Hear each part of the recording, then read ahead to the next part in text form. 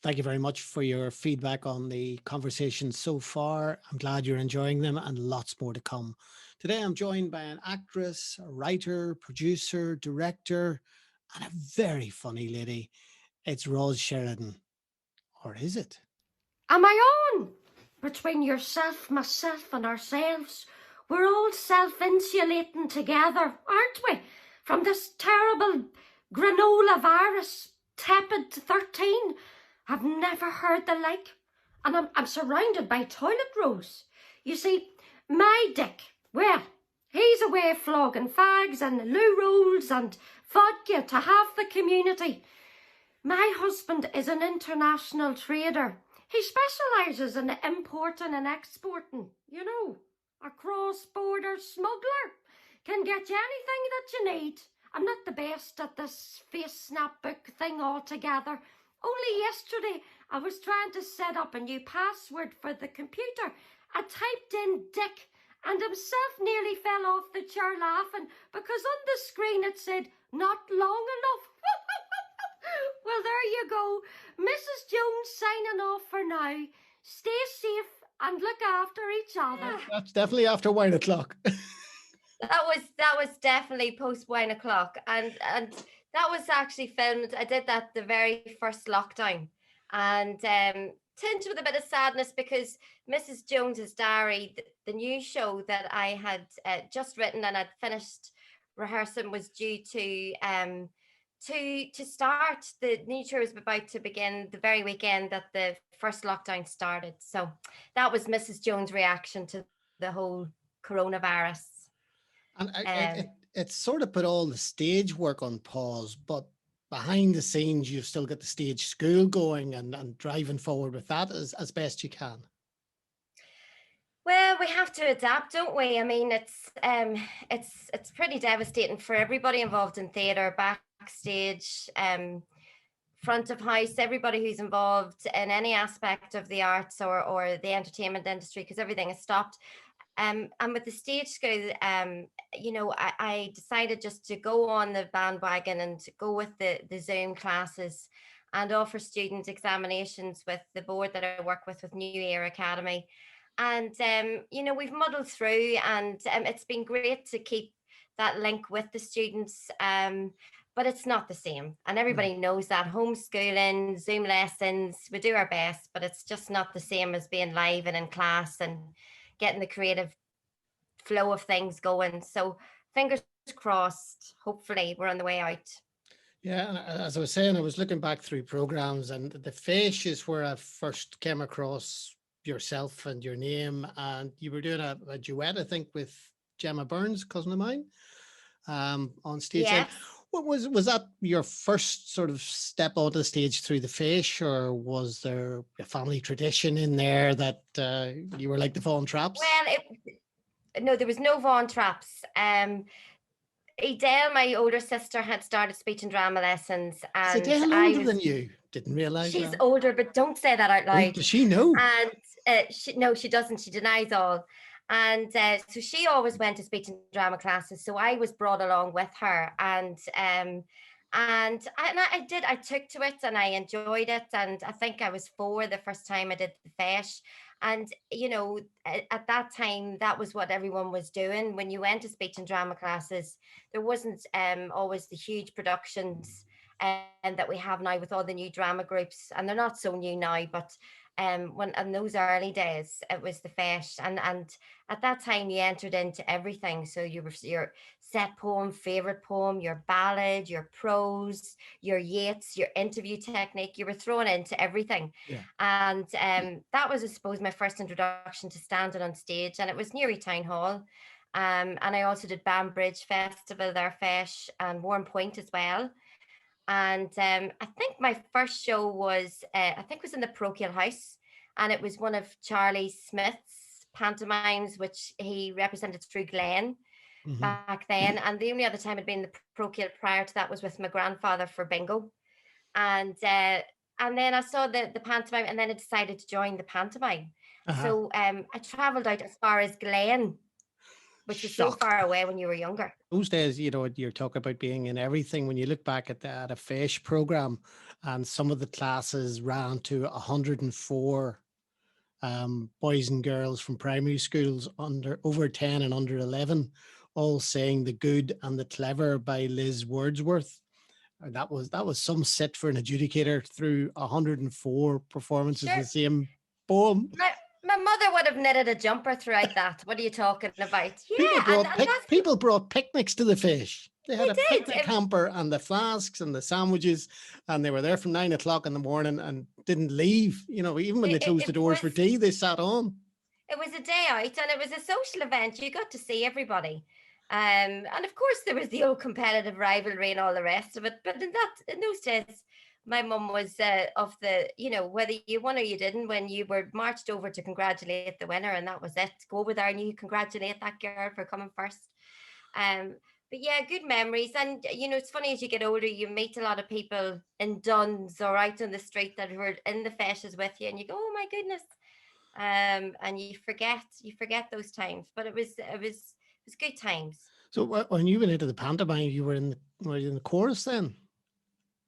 You I were was in the beyond you were chorus. I beyond think tiny tots. I was well, I've always been a tiny tot because I haven't grown much, but I remember my first part that Charlie gave me. It was part of Thumbelina in a dance. Don't know what he was getting at with my height, or I'm sure there was plenty who could have played Thumbelina.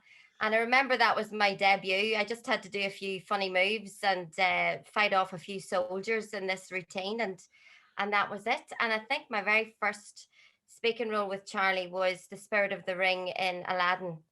And should I say this? But I think I played that same part 5 times over the Oh no, years. you haven't. Oh yes, I did. I did. But Yeah. if you have, you've made it your own, and you've brought a great individuality and creativity to the role, because you never play the same part twice in any show.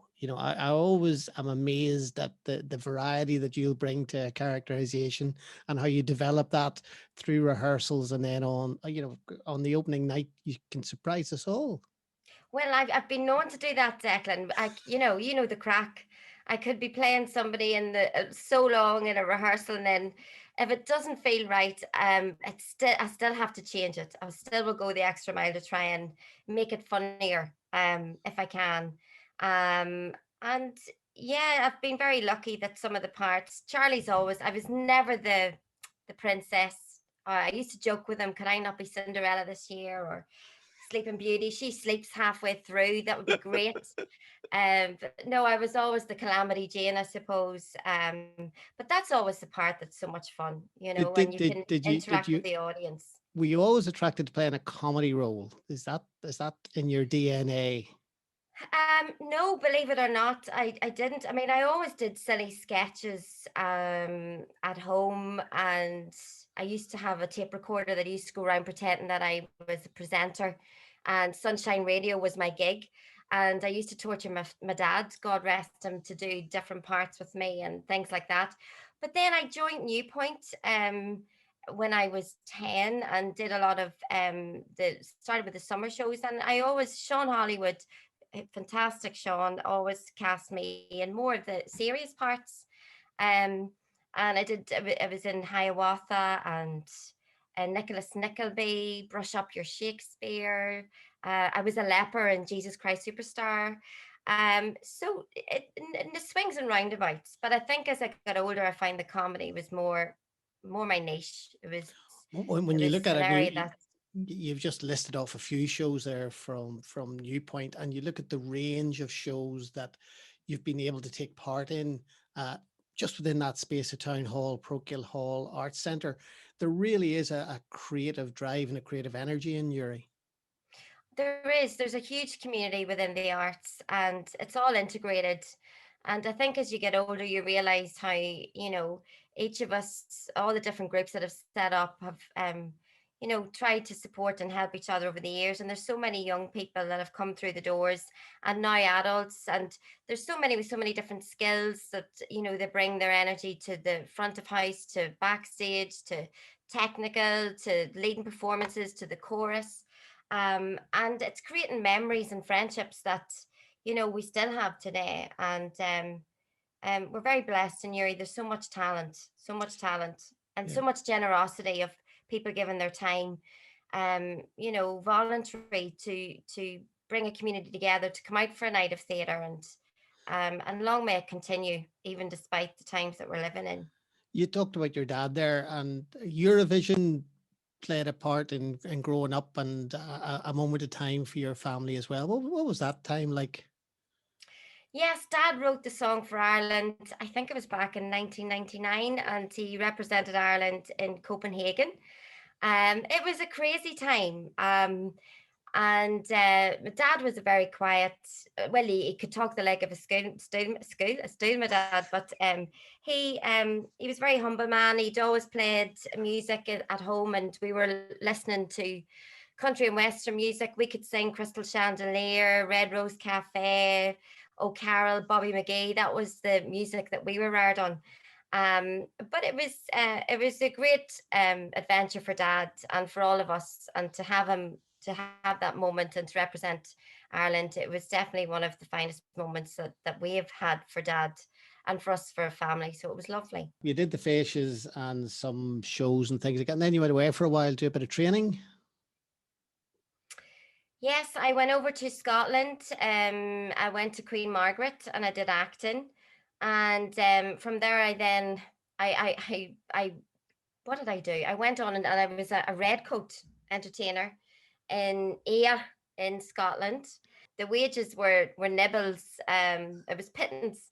But the memories were great fun from there. There was some, and my sister Edel, we both did that together. And then I went and continued on and did my teachers in speech and drama. And then I came home, not for long in my eyes. I wasn't going to come home for long.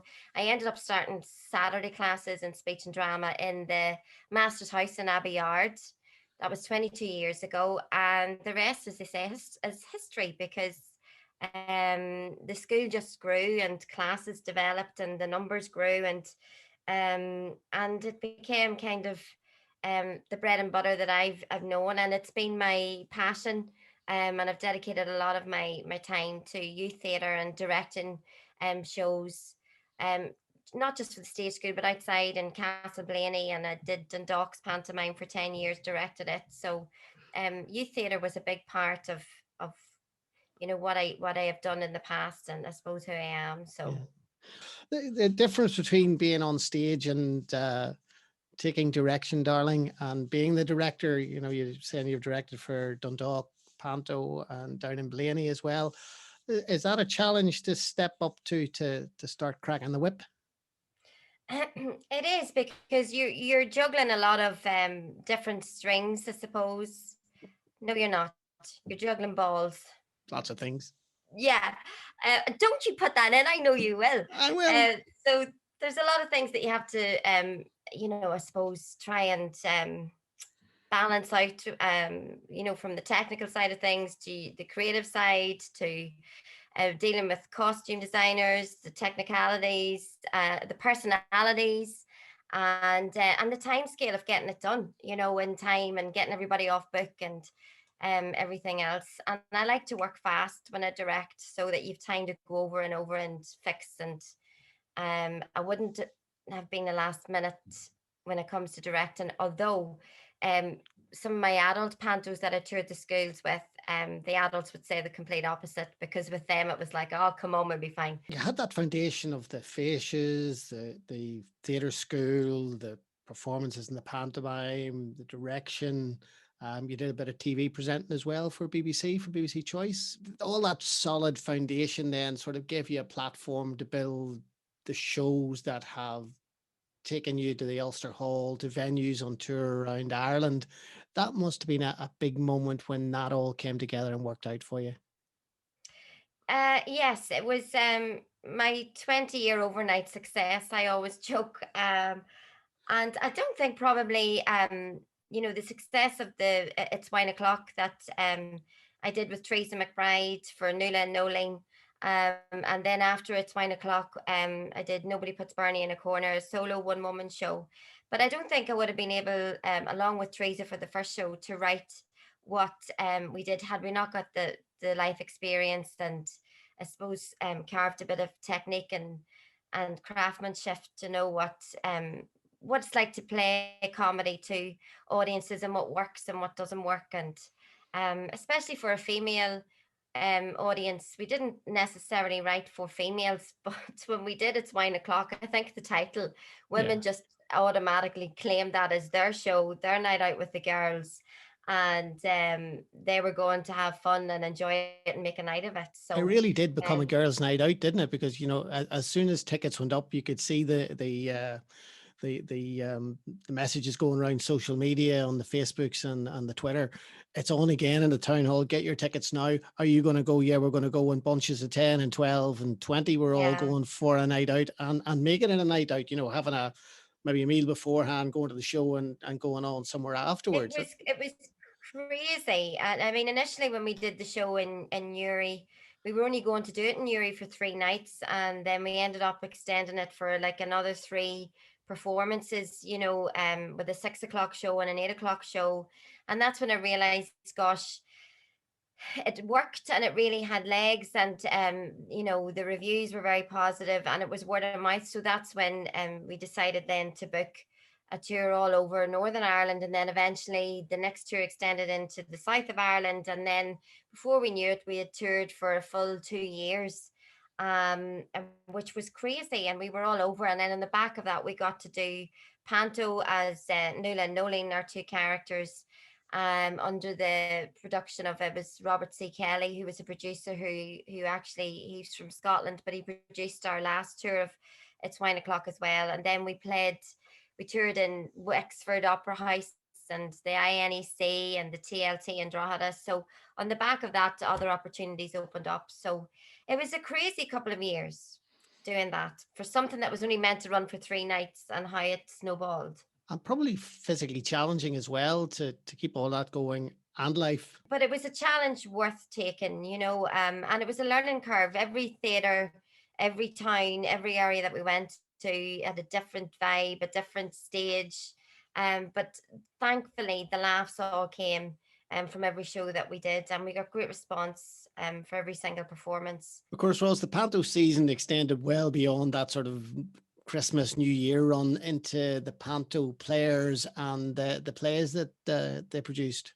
Yes, and under the great directorship of Charlie Smith, Charlie took on a number of brilliant comedy plays, and Charlie was and will always be brilliant. He was the king of comedic timing, and he used to always say, you can't really teach that, but he used to always guide you and show you how to work an audience, how to make an exit, and how to get the best out of a part. And been very blessed to have Charlie in my life for over 25 years now. And it was so good. He came to see Nobody Puts Bernie in a Corner in the Armagh Marketplace, and it was lovely to see him in the audience for a change, because he used to always say to me, you need to be doing a one-woman show, you need to do a one-woman show. And he was always right, with his advice. And he's irreplaceable that way. And think about with Charlie, for you, even though he showed you how to make an exit, there was always an entrance. Yes, there was. We used to always, have the debate around November. Did you get the call? No, did you get the call? Yeah, we're meeting in the Canal Court Sunday morning. What part do you think you'll be? What part do you think you'll have?